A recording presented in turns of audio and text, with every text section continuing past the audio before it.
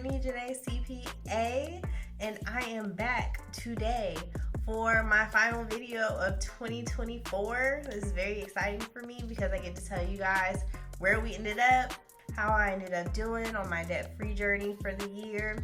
My original supporters and watchers, y'all remember this video where my goal was to pay off $25,000 in debt by the end of this year. So it was 7 months at that time. I posted that May, June-ish, and I have reached my goal.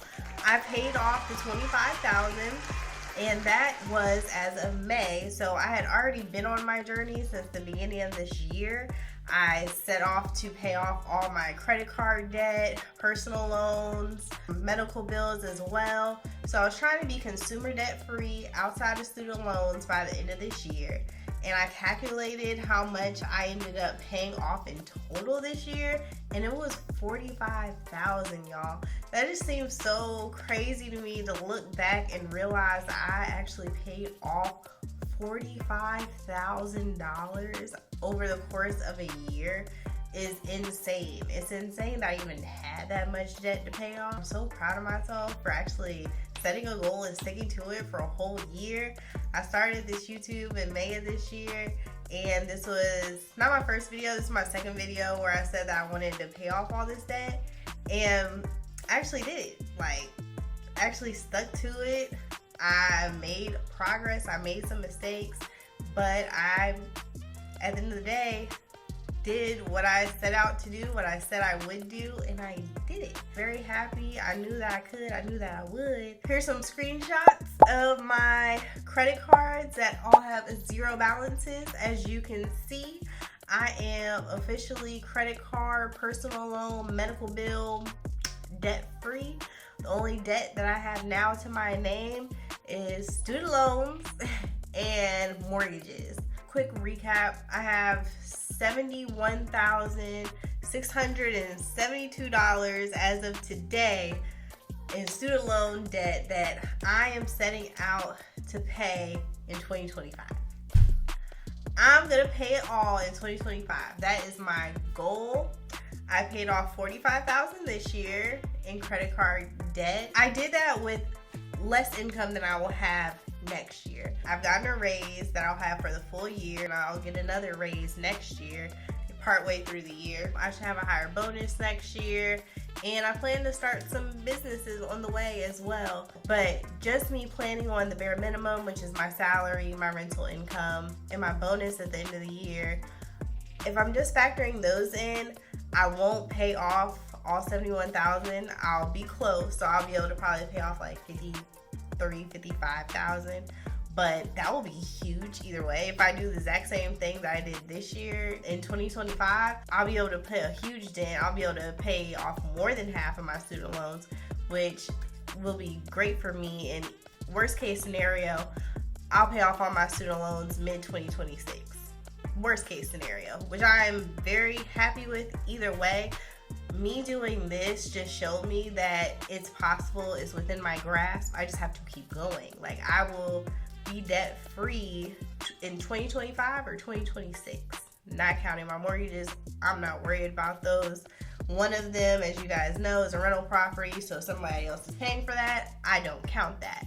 My other one is my primary residence, which I'll talk to you guys a little bit about later in the video because I'm not too sure what I'm doing with that, because I do consider this debt, and I was planning on house hacking like I did my first rental property. However, it's not looking too good for this one. This might not have been a good investment, and I'm okay with just cutting my losses, selling the home and breaking even, or even losing a little bit, like a couple thousand. Like, who cares? I kind of want to go back to renting for the time being, now that I understand certain things regarding financial literacy, being debt-free, investing. I just see so much more that I can do with my money if I were to get rid of this house and start renting. So there's that. I just wanted to give you guys an update about where I am. Quick recap of my journey. I also wanted to give you guys my biggest lessons of my debt-free journey in 2024, what I've learned from all of this, and how you can apply it to yourselves. I want you guys to learn from my mistakes and my accomplishments. I want you guys to learn from everything, so I'm giving you the full breakdown of everything that I've learned and how my brain is working right now. So that first lesson is I learned that I was too hasty to buy this house. Everybody knows how bad the housing market is right now. Interest rates are insane, so mortgage rates are much higher. Property taxes are way higher than they've been. Insurance is going up. So all this is just driving the monthly payment up.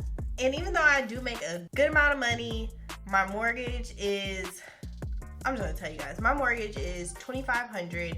It's a little less than 25% of my gross income. So my gross salary income. Remember, got taxes, so I'm not getting all of that. And that's a lie. I was paying it would have been $1,600 if I had stayed and renewed my lease at my 1-bedroom apartment. And I felt like that was too much for a 1-bedroom, considering that I started at like $1,100 and the rent kept increasing like $200 every time it renewed. And I just thought that was too much. So I was like, no, I might as well just buy a house if I'm doing all this, considering I had already done it, right? But it was a whole different market when I bought my house this time. I don't think it was the best decision.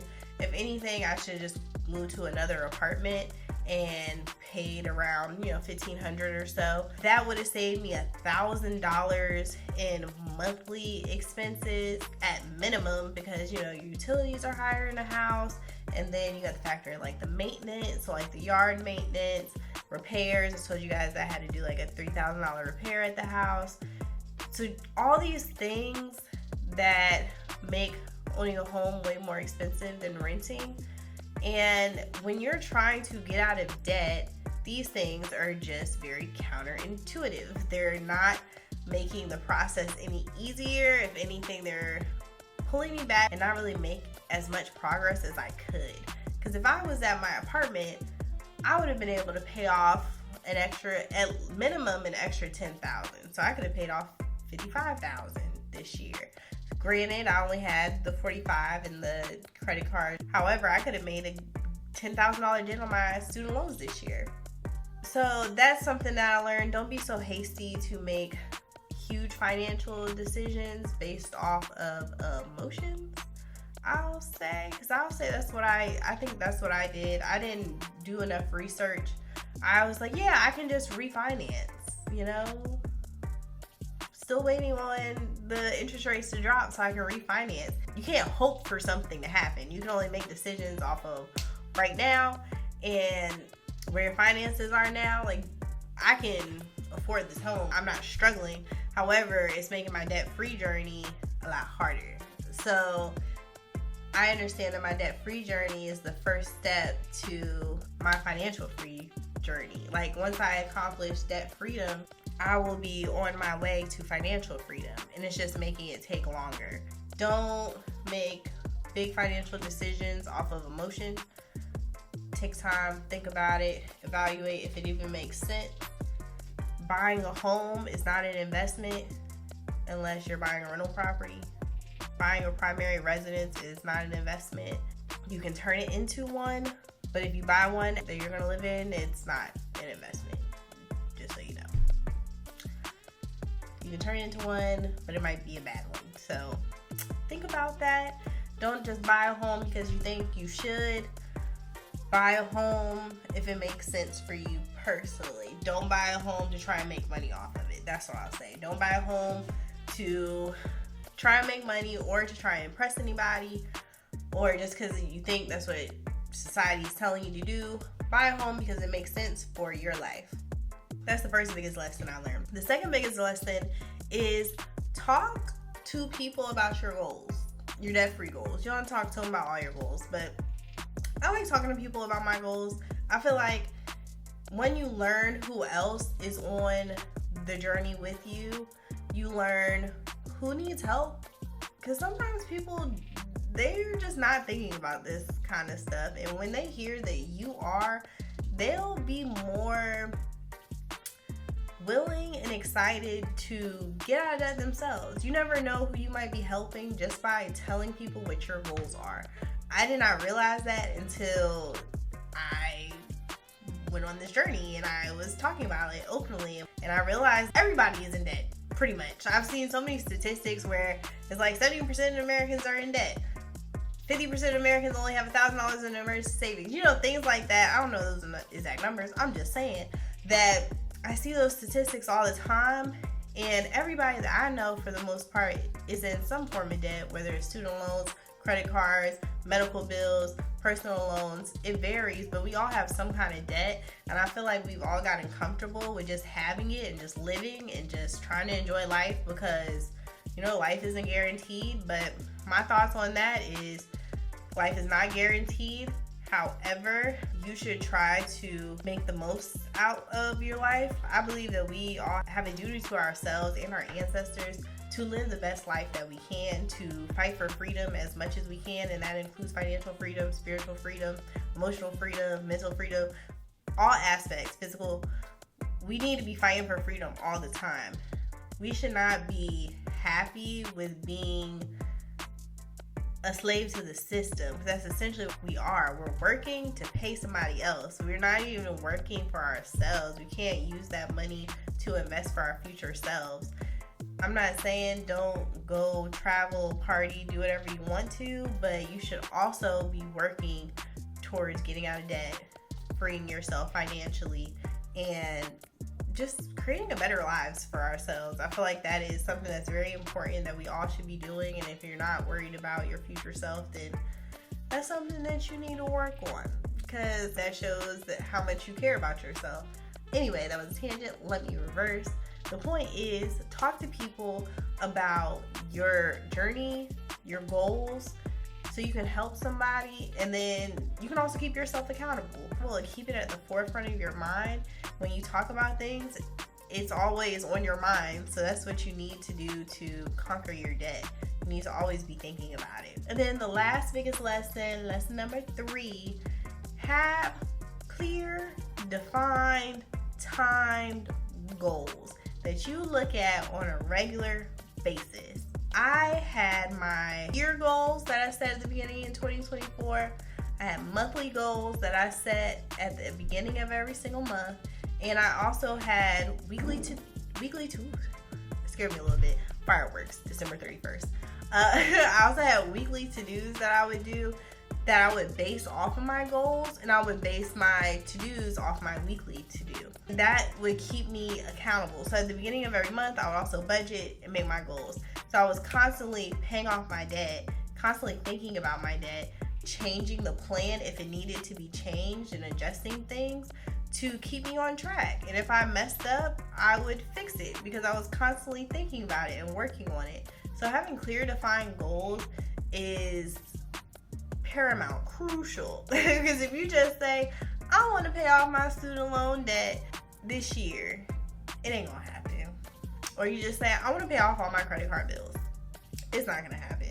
You have to say, I'm gonna pay off all my credit cards by June 30th, 2025 by paying $500 a month by the 5th of every month until June 30th. So those are my 3 biggest lessons that I think will help you guys on your journey to debt freedom, and I think that you all should be on this journey. It is so rewarding. Making progress in your life on something as crucial as your finances is more than rewarding. It's necessary. It's crucial to your mental health. Start your debt freedom journey so you can be free. Who wants to keep paying other people the money they worked hard for? I hate it. It drives me crazy. Why is Citi, Nelnet, all these people are getting the money that I work hard for? My money should be going to me, future me, my retirement, investing, buying businesses, buying assets so I can be wealthy and be rich. You deserve the freedom, the financial freedom of being debt free. Paying off debt also provides a sense of accomplishment and progress. And I feel like so many of us are depressed and anxious, and that is due to a lot of us being stagnant and feeling hopeless and helpless. Paying off your debt will help you not be stagnant because you'll be able to see measurable change and progress. You can track your progress on a monthly basis, so you'll be able to see the numbers going down. That will get you excited and keep you on the journey and bring a sense of excitement to your life in a healthy way. But that is where my 2024 has ended up, guys. I hit my goal. I'm so happy, so proud. Hope that this encourages some of you to start your journey, stay consistent on your journey, wrap up your journey. Wherever you are on your debt-free journey, I hope this video encourages you to keep doing what you need to do to make it to the end. I have faith in you. You can do it. If I can do it, you can do it. Period. I'm going to link my other debt-free video updates to this video. You guys can take a look at my journey on this playlist and just see how far I've come, and I'm just so excited. I'm gonna watch it myself just to see where I started off in May and where I ended up today. Happy New Year. I hope you all have an amazing 2025, a debt-free 2025, a progress-filled 2025. You hit all your goals in 2025. Make those goals if you haven't already. And that's all I got for y'all. Love y'all. Bye.